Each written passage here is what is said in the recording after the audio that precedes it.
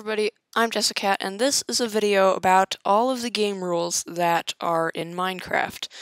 This is as of Minecraft 1.12, and this video is going to be more for people who are beginners with commands, such as myself, because like I just said, I'm a beginner with commands.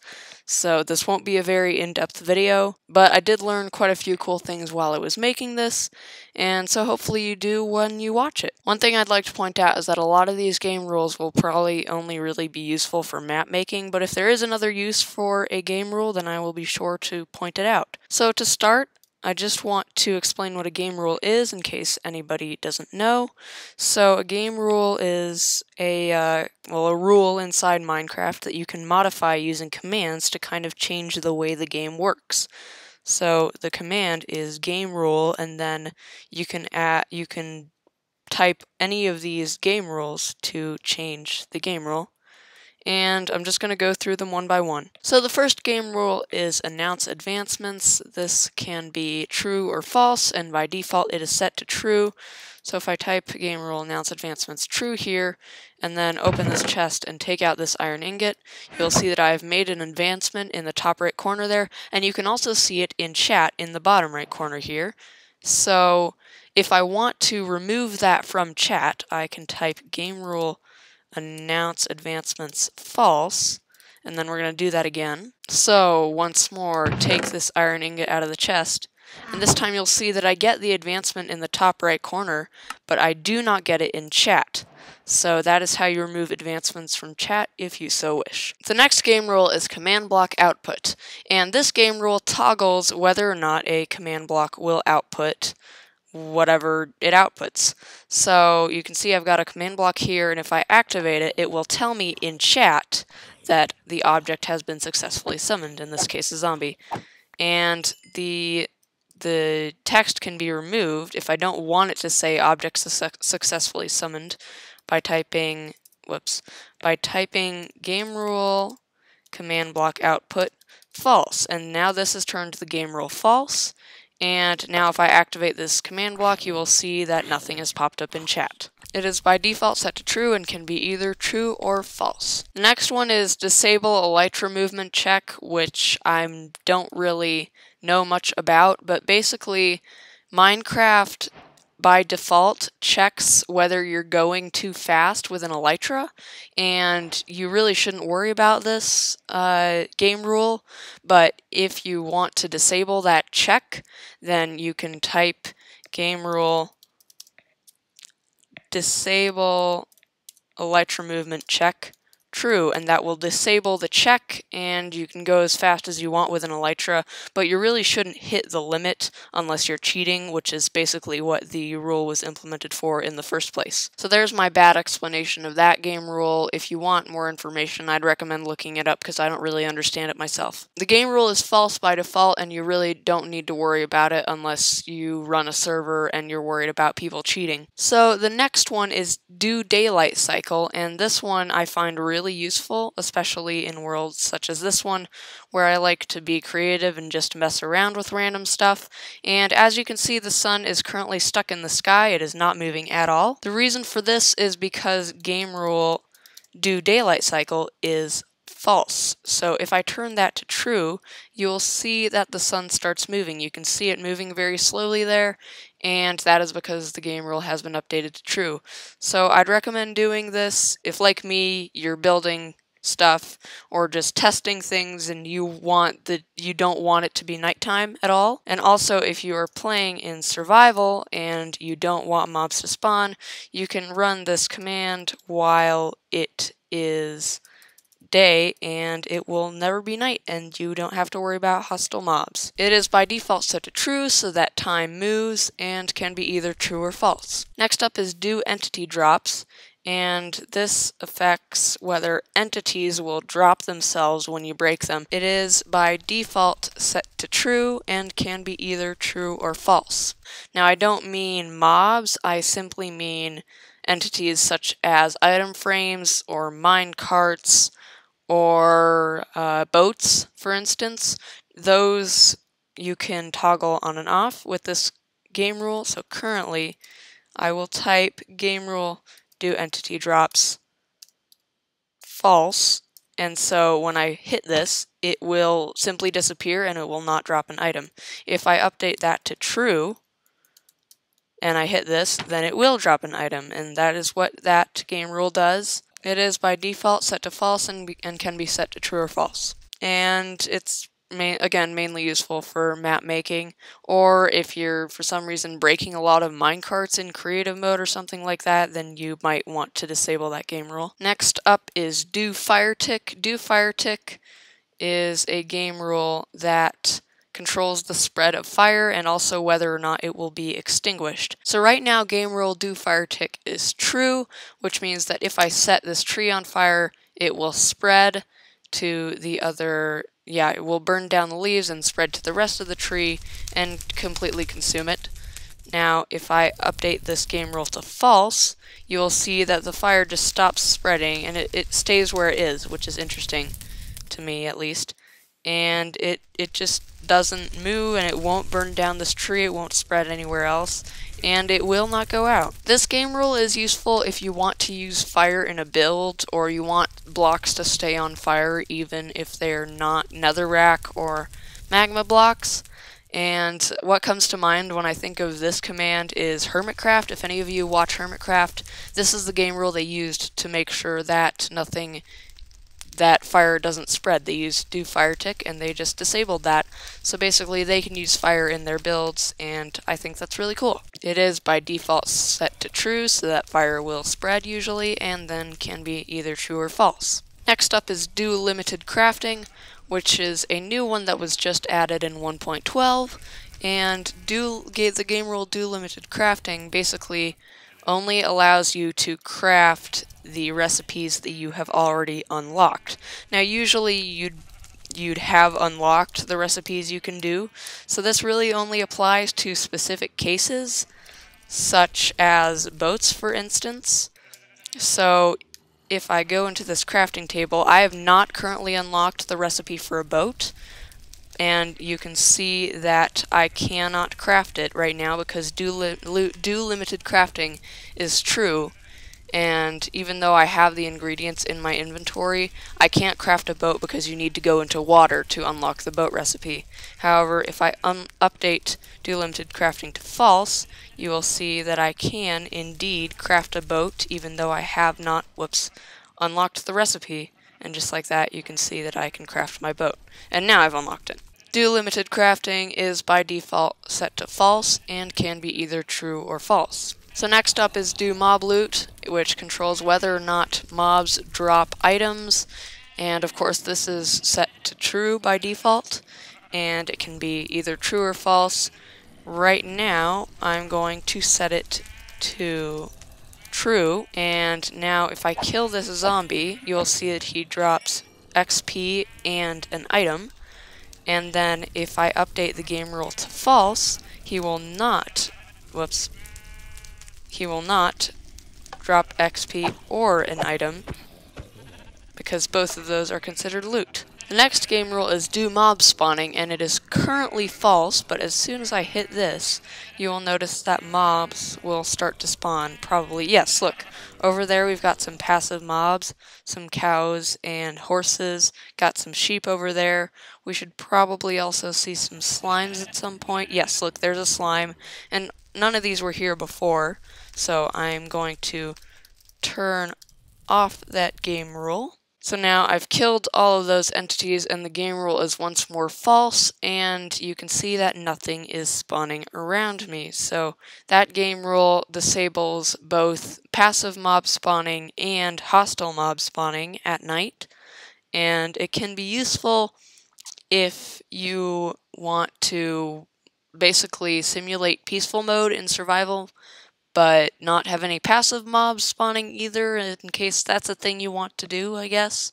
Or in creative mode, it's really useful if you want to do experiments, because it keeps the world all clean and mob-free, and that's just wonderful. And it is set by default to true, which means that you will have mobs spawning in your world, but it can also be set to false.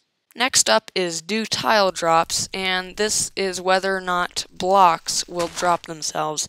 So right now I have the game rule do tile drops set to true, and that is the default for it.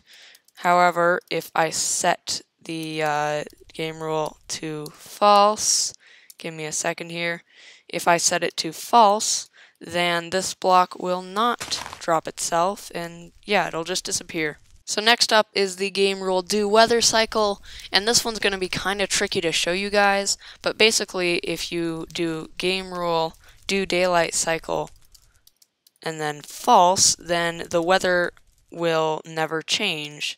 So right now the weather is not changing because the game rule is false, and so it will always be sunny and clear. If you always want it to be rainy, you can do that too, or thundery. All you have to do is just do the weather command, and you can make it rainy if you want. For instance, I've just made it rainy, and it will now be rainy permanently until I decide to change it. So there you go. If you want to do that, then you can do that. And do weather cycle is by default set to true, which means that periodically it will start to rain or thunder or whatever, but you can set it to false, which I think is very convenient. You can also set it to thunder permanently if that's a thing you want to do. So for example, if you really want a charged creeper or a skeleton trap or whatever else can be hit by lightning, then you can switch this game rule off and then, or switch it to false, and then you can switch the weather to thunder, and then you can get as many of those as you want. The next one is max command chain length, which I think is set to the default right now. So there it is, max command chain length, and we'll see what value it's set to. Yes, right now it's set to the default, which is 65,536. And so if I run this chain of command blocks which are going to spawn zombies, you'll see that all three of them have spawned zombies. So this command applies to the number of chain command blocks that can be in a single chain and work in a single chain at once. And so as you saw there, it worked just fine. But if I set the game rule to 2, then only 2 of these command blocks will be able to run. And as you can see, only 2 zombies have been spawned. So the next game rule is max entity cramming, and it's one that I find really interesting. Basically, it means that if you have too many entities, or, well, mobs in this case, in one place at once, then when you drop more in, they will die. So here I have a bunch of pigmen and a sheep contained in one block, and when I drop in another sheep, you'll notice that a pigman dies, and this is because I have 24 entities in here right now. And that means that there is one too many every time I drop another one in. And so this is a recent game rule. I believe it was added in either 1.11 or 1.12. And by default it is 24. But you can change it to any number. And it works on every single mob. And it works on different mobs as well, so I can drop in sheep and it'll work even though I've got a mix of zombie, pigmen, and sheep. And I can also drop in there myself and kill something. I'm pretty sure a sheep just died, if you heard that. Either a sheep or a pigman, I'm not sure, but it worked, I promise you. And if you want to disable this game rule, all you have to do is type game rule max entity cramming 0, and that will completely disable it, and now I can drop as many entities in here as I want to, which is just wonderful. But then if I set it back to 24, you'll notice that quite a few of them die. Now you might want to mess around with this game rule for mob farms and such. I know that there are a lot of mob farm designs that cram a lot of entities into one space, so that might be kind of inconvenient for this. So if you want to change the game rule for your mob farm, I think that would be a good idea. Or you could keep it the same and let the max entity cramming kill the mobs, which is an interesting way of doing it. That's just a suggestion. Next up is mob griefing, and mob griefing is a fairly well-known game rule, I think, as it basically keeps mobs from interfering in any way with your world, and the two main ways and most well-known ways it is known for doing this are by preventing creepers explosions from damaging anything, and also by preventing endermen from taking blocks. However, it also affects a whole bunch of other stuff, and so for that reason I wouldn't really recommend messing with this game rule.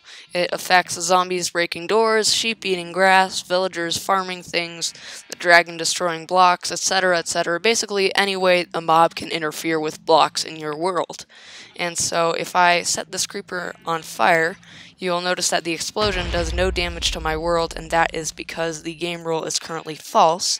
It is by default true, however, and I'm going to change it back to true. So, game rule mob griefing true, and now if I place another creeper in here and light it once again, you'll see that he explodes, and he actually does a fair amount of damage this time. So this command, again, might be useful for keeping mobs from interfering with your world. However, I would not recommend it because it just changes so many things. It probably isn't worth it. I'd recommend just finding another way to do that. Next up is the natural regeneration game rule, and this is an interesting one. So basically, it allows you to regenerate or not health with your saturation bar, which is by default turned on, and so usually you'd want to keep that on because it makes healing from any kind of damage much easier, and it's just generally a convenient thing to have, and it's how most people play Minecraft. However, if you've heard of a type of game called UHC, it is where you turn off the game rule natural regeneration, and you also have a few other settings as well. And so if I set this to false, you will see that even though I take damage, I do not regenerate because the natural regeneration game rule is set to false. And this is the principle of the UHC game, and it's an interesting thing to play around with, since it means that the only way I can regenerate this health that I've lost is through health potions or golden apples, and that is those are difficult things to get, and so it means that damage is a little more permanent, and it might be an interesting thing to play around with if you think you're up to the challenge. Next up is a game rule called random tick speed, and it does pretty much exactly what it sounds, where you can set the time or the speed of random ticks in the game. So anything that is affected by random ticks, such as the growth of crops, will be affected by this game rule. By default, it is set to 3.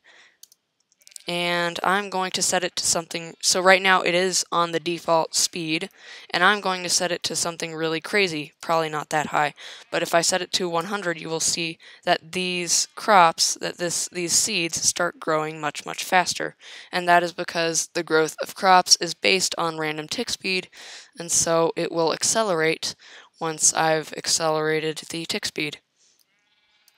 So it's growing a lot faster now, and if I do that again, if I make it 10 times faster, you'll see it grows even faster, and now it has arrived at maturity. And so yeah, it goes faster and faster depending on how high you put it, and the default is 3. So I'm going to set it back to the default quickly before my world goes crazy. Oh, one other thing to mention, if you set it to 0, nothing will ever grow, and this is kind of hard to demonstrate, but nothing will grow, and nothing else that is based on random tick speed, such as growing grass or mycelium or fire tick, all of those will basically be disabled. So this game rule is useful for tests and such. So if you're doing any tests in your world, you might want to mess around with this to make things go slower or faster or even not go at all. Next up is reduced debug info, and this one is a simple one that doesn't really seem to have much use to me. I can't think of a use for it actually, but maybe someone out there will find it useful. So by default, this game rule is set to false, and so I'm going to set it to false, and if I bring up the debug screen, which is F3, then you will see all of the usual information. I've got my coordinates, and all sorts of other random information that I don't really know much about. And if I type in game rule reduce debug info true, you will see that I get a lot less information on the screen. And the only reason there could be for you deciding to do this, I think, is if you considered using the F3 screen cheating, and I guess that would make sense. But otherwise, I don't see any reason why you'd need to use this. But it's there if you want to use it, so yeah, you can reduce all this information on your screen if you want to. So this next game rule is called send command feedback, and it affects whether you get command feedback from your own commands in chat. So if I type game rule send command feedback true, then you will see that the game rule has been updated to true, and that in itself is command feedback right there. But if you want another example, I'll type /kill in chat, and that you will see that here in chat it says killed JessicatMC, and that is command feedback right there. And so if I want to disable that command feedback, I can type /gamerule send command feedback false, and then you'll notice that I didn't get any command feedback from that. And if I type /kill, it just says JessicatMC fell out of the world. It doesn't say killed JessicatMC. So there's how to disable command feedback in chat if you want to. So the next one is called show death messages, and it will take care of the other piece of text that you saw in chat there. And so it is by default set to true, but it can also be set to false. So I'm going to type /kill, and you'll see the death message here in chat, JessicatMC fell out of the world. If we want to disable that, we can type /gamerule show death messages false, and you will see that if I type /kill again, it doesn't give me a death message in chat. And so that is how to disable death messages in chat if you so wish. So the next game rule is called spawn radius, and it is the distance away from world spawn that players spawn. The default is 10, and you can set it to any number. So if I do game rule spawn radius 2, I've just set the game rule to 2, and now players can only spawn up to 2 blocks away from the world spawn. If you set it to 0, then that means that the players, when they spawn into the world for the first time, will spawn on the exact block that was set to be the world spawn, which can be useful for map makers and people who run servers and such, but otherwise probably doesn't really matter all that much.